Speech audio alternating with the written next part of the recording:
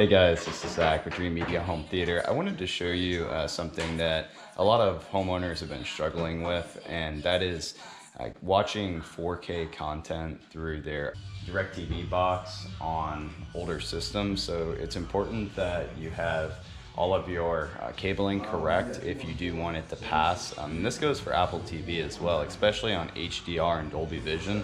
Dolby Vision is, if you have an OLED TV, is one of those that you definitely have to have the correct cabling in place. But in this customer situation, you can see he just has a Bose soundbar, and the system, the receiver, only does 1080, so we weren't passing 4K, which is why we were out here today for a service call, because he upgraded his service. And what we did was we just took optical audio return back into the receiver, which is down there, and then we have, I'll actually just show it to you, all the devices are right here.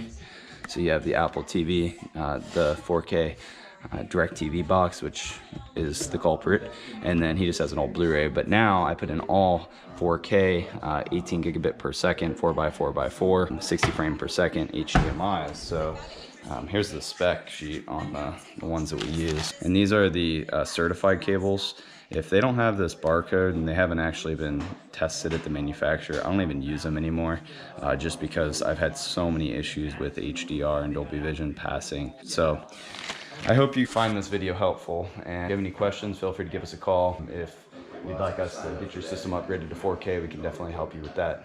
We have the HDMI cables as well as fiber optic HDMI cables that will get your system up and operational. Thank you for watching. This is Zach with Dreamedia Home Theater.